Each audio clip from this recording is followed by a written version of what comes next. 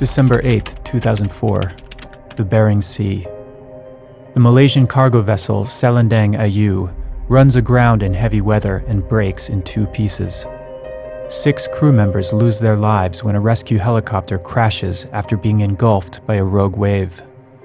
And 350,000 gallons of oil and diesel fuel spill from the doomed ship, covering the Unalaska coast. December 3, 2010, 6 years later. The circumstances are troublingly similar when the 738-foot bulk carrier Golden Seas loses power off the coast of the Aleutian Islands. Hoping to avoid a repeat of the Selendang Ayu tragedy, the U.S. Coast Guard calls on the crew of the AHTS vessel Tor Viking II to perform an emergency tow of the disabled carrier. Captain Daniel Arneson was Tor Viking's chief officer at the time.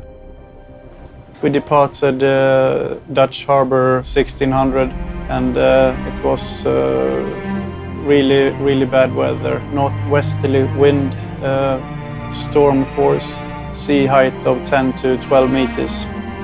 To reach the Golden Seas, the crew will have to travel full speed ahead for 24 hours, and time is running out. So the information that we got when we were sitting in Dutch Harbor was that if you're lucky, you're able to get there before she hits the ground. We pushed this vessel really hard. We had storage which is well protected behind the windlasses, which the sea just broke.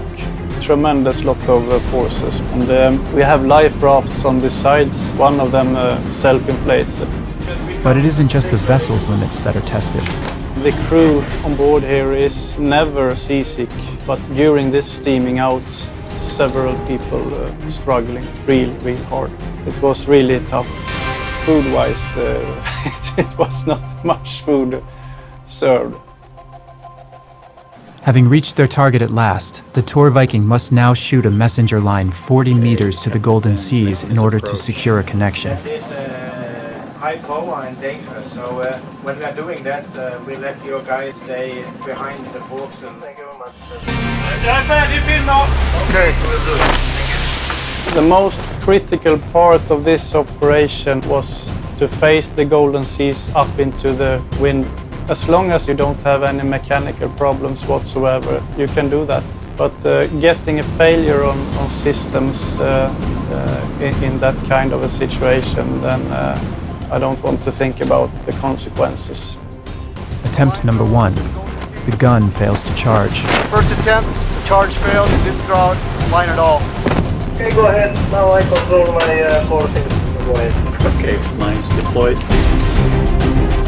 Attempt number 2. The second attempt. The line makes it over, but the crew of the Golden Seas drops it. No joy on that one. Winds are just too heavy right now. Golden Seas, Tor Viking. Go ahead, Tor Viking, Golden Seas. We are doing a new attempt. This will be attempt number 3. Get a line open. Line made it over the ship on hatch number 3. Finally, on the 3rd attempt, the connection is secured.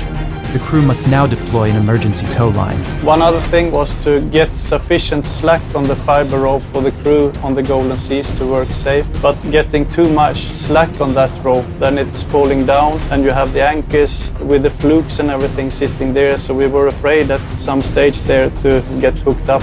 Golden Seas, you are holding your course. Holding my course. I'm still holding my course. This is a very critical part. If we put any pressure on this line, we can part there, stop her, and hurt someone seriously.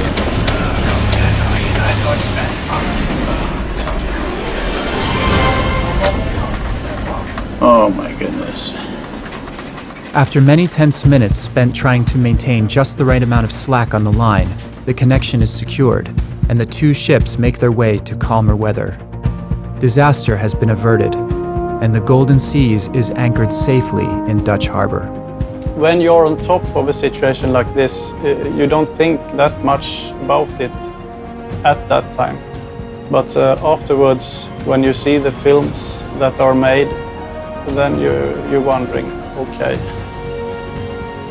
what is this?